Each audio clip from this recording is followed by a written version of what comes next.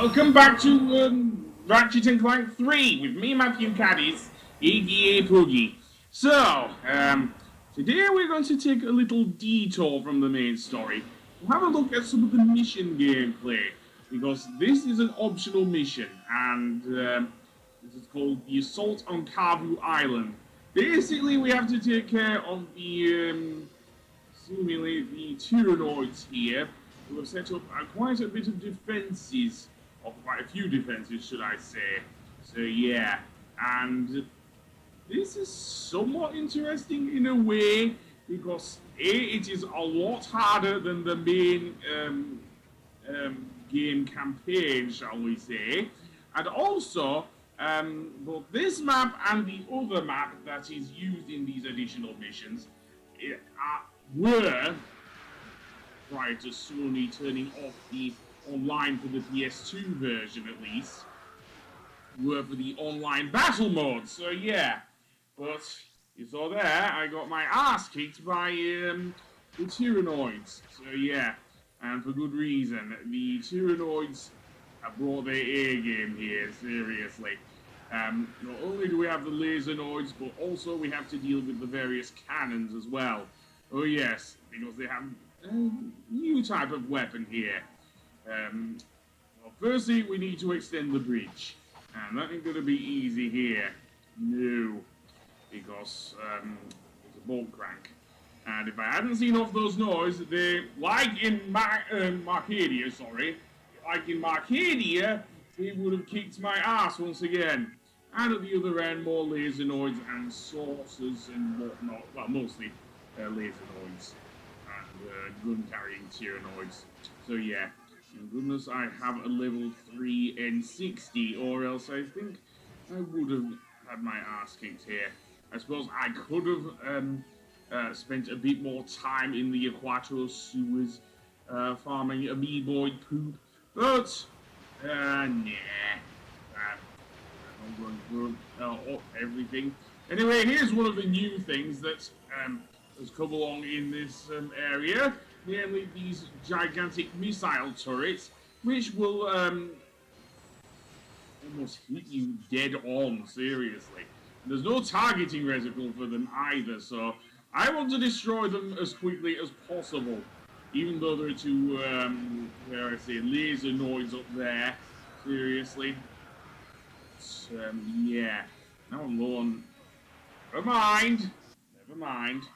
And yeah, I think there are about 4 or 5 missions here. There's another one we will have to take on a little later in Metropolis on planet Kerwan.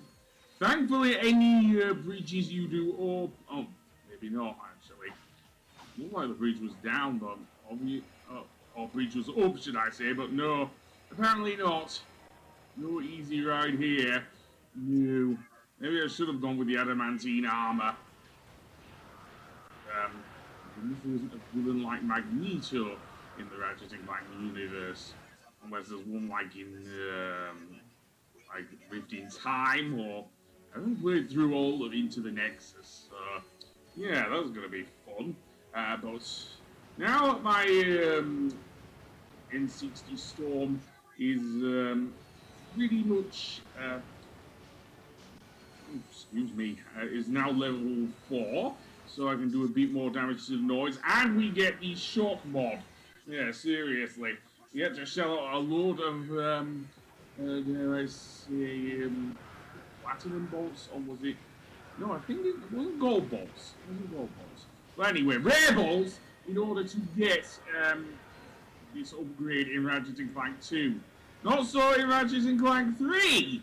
No, we can easily get it here just by leveling up our weapons, which I do appreciate as a gamer, especially one that doesn't always like going for secrets, even though it is worthwhile in Ratchet and Clank 2.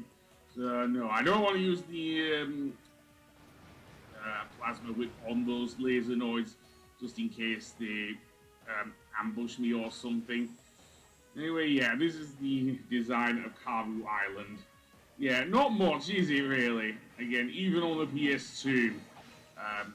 But There you go, this was for the online mode.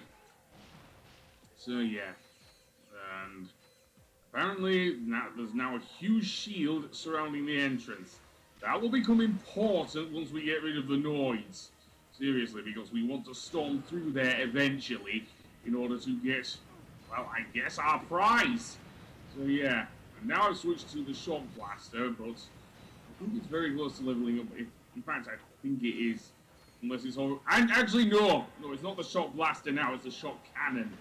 And with the shock cannon, it can do a bit more damage to the noise. So yeah. A little later, you can see there in the top right hand corner is what we are trying to secure by defeating the Tyrannoids. Yes, the hovership. Usually one of my least favourite vehicles in the Ratchet and Clank series, seriously. Were it not for the Landstalker in the Ratchet Gladiator, it would be my least favourite. But no, somehow the Landstalker is actually worse.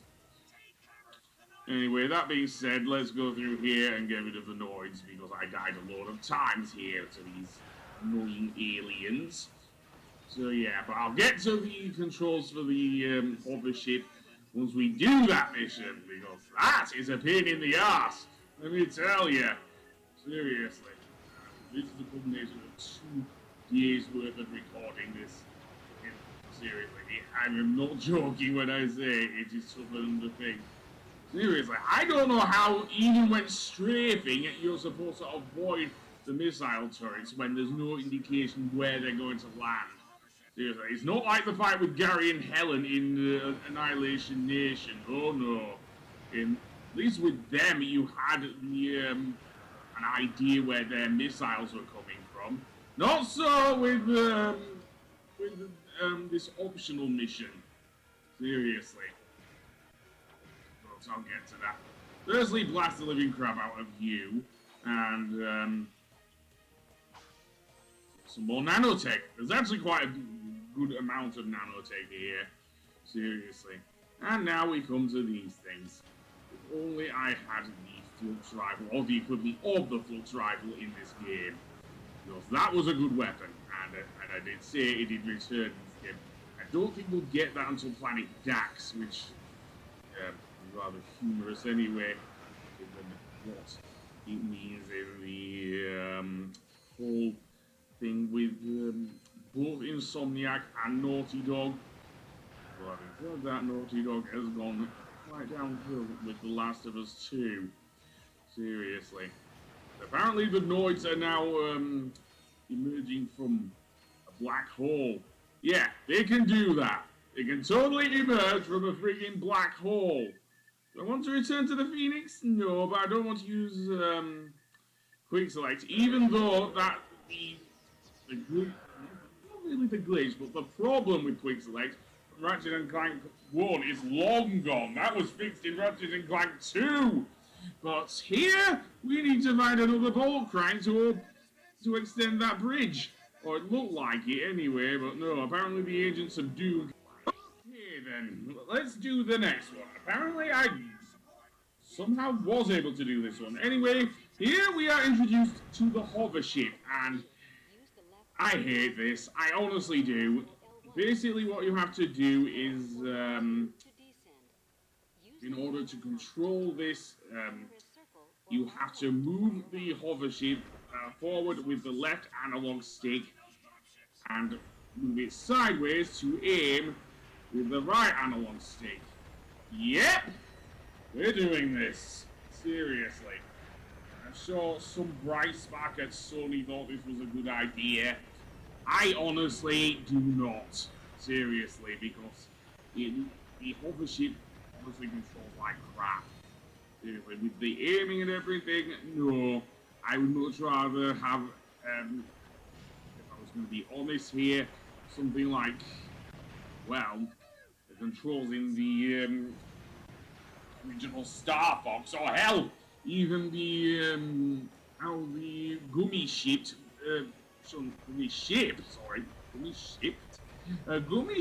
controlled in Kingdom Hearts 2. I did not have a problem with that. Honestly, I actually enjoyed the gummy ship in Kingdom Hearts 2. Yes. But here, nope. This just feels like a chore to control the boomy ship with the left analog stick and aim at the same time. Keep in mind that I am having to take my right hand off the right analog stick just to move it towards the target I want to hit. So yeah, I know it doesn't look anything bad, but oh boy, playing it is a right chore, seriously. Even with these Tyrannoid dropships, seriously. It's a bit easier to hit than some of the things on the ground. That's the one thing I will give the hovership in Ratchet and Clank 3, and also in Ratchet Gladiator, to be fair, because it does return in that game as well. With a few vehicles that, other than one with the buggy, does return, although in Ratchet Gladiator it's called the Puma. Yes, although the Americans apparently call it the Puma. Yeah, Puma? What the fuck? I say. What the actual fuck? Well, seriously, Puma. I would not say that myself. Anyway, that being said, let's go back a bit. And yes, it is weird seeing the hovership reverse. Seriously. It's real, and also quite funny. Anyway, that mission wasn't so bad. We have another mission, however, with the hovership. So, let's see what we have to do with Operation Thunderball. And I didn't see what was going on, so yeah. I'm guessing we're aiming at the ground this time. Now that the road ahead is, well, doable, I guess. Because now we're going to have to deal with the ground things, which, as I said before, is a chore with the hovership. It's easier to hit the dropships in the previous mission, especially with the missile turrets I mentioned earlier. You think going with Ratchet on foot is annoying? Oh boy! Going with the hovership makes you an easy bullseye for those things. Seriously, I do not like this at all. Seriously, any mission I am doing with the hovership in both this game and, dare I say, Ratchet Gladiator, it can go to hell. Seriously. Thankfully, these missions are optional. I only need these people because I wanted to show them off. And what it was that was the online part of the game. I don't know if this is actually still in the PS4 version, because Ratchet and Clank 1, 2, and 3 have definitely been re-released along with all 3 Jak and Daxter games. So no sign of the 4th Jak and Daxter game, or Jak X Combat Racing, which I prefer to the one that High Impact Games made. Mainly because of Dark Daxter, I hated that. Seriously. And yeah. Seriously. I think, if anything, I'd like to compare those turrets to, those missile turrets that I mentioned. I think I'd like to compare it to the Visibomb gun. Seriously, I'm getting a taste of my own medicine because, if you remember in Ratchet and Clank 1, and including in my Let's Play of Ratchet and Clank 1, I loved using the Visibomb gun on the final level on planet Veldin when we were taking the fight to Chairman Drek. Well, I think those dare I say turrets there, they're behaving like the Visibomb gun. Seriously. Somehow the Tyrannoids, or maybe hell even Dr. Nefarious, who may have given them the weaponry. I wouldn't be surprised if Nefarious did do that. That would actually make sense because he is an evil genius. But that being said, yeah, I'm gonna say Nefarious stole whatever from the Visibomb gun and pretty much gave the technology to the Tyrannoids. That makes sense to me. And especially given what happens with Nefarious in another Ratchet and Clank game, A Crack in Time, because there's a whole section in that game where an alien race also are greatly indebted to Dr. Nefarious, to the point where they worship him like some kind of idol or something. Seriously. They even say a day without Nefarious is a day without sunshine, which honestly is kind of scary, really. Anyway, we've cleared this area. So, where next? Well, finally, we're going to do the fourth mission of the final battle. And this time, we're going inside the base. So, yeah, alongside the Galactic Rangers. So, what do we have to contend with? Well, we do have a mini-boss coming up as well. Yes. And it's another turret boss as well. So, let us go down here with our friends. If anything I do not like here, it is the draw distance. I should have mentioned that with the hovership in the last mission, because that is the thing that kind of trips you up. The hovership and most of the enemies in this area. It is those things. Seriously, the lack of draw distance in these areas alone. The other areas aren't so bad. Anyway, the Noids at least are good fodder for the Agents of Doom. So yeah, you can easily use those guys. And we will be getting later on, thanks to our, dare I say, our save in Ratchet and Clank 2, the mini turret glove back as well as the lava gun. Seriously.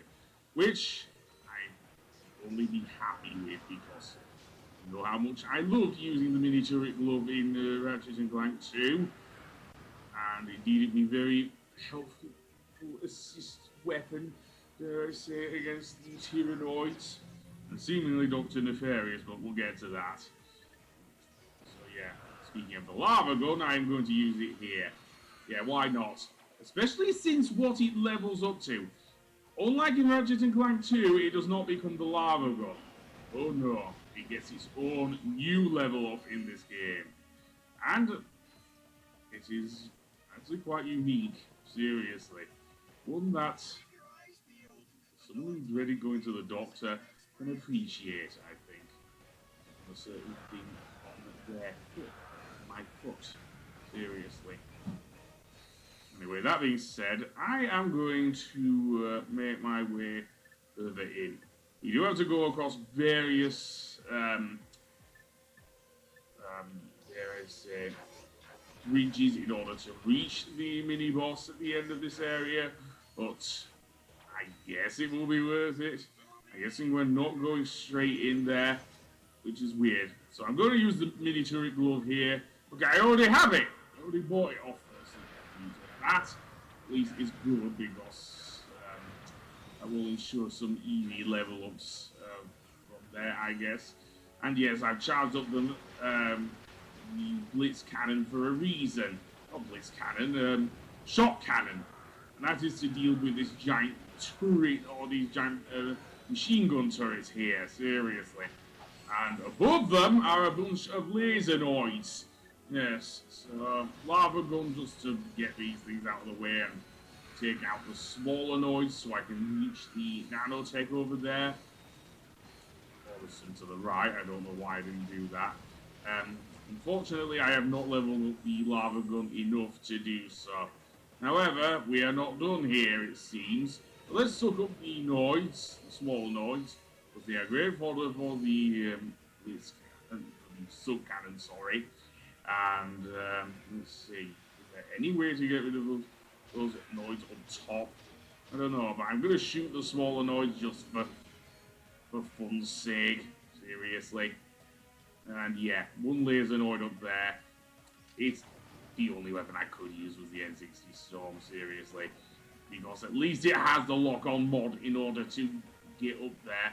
So yeah, or at least I thought it would do, but apparently my my aiming is utter crap, because yeah, And I wish I had the thing. Well, I can easily go back and get the nanotech here and try again. So you see? Yes. Oh, damn, it can reach far. Yeah, I'm sorry that the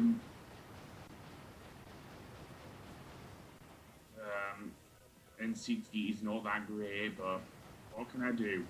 It already took off what health I got back from there, so screw you, buddy. Screw you. I might well go over to the other side and get that. I just cannot get up the tower, though, which is very annoying because I would like to actually blast that living crap out of that guy. Finally, we are done. Yeah. One annoying noise later, and we're done. And is that it? Well, let's see. Was that the final battle? Or maybe not. Also, we can get the hollow shield glove and the flux rifle, finally. I do want that. Let's see, then. I have done, I guess, all of the missions. So, with that done, we will return here. And on the next episode, who knows, maybe we'll go back to the Phoenix. So I will see you then. Goodbye!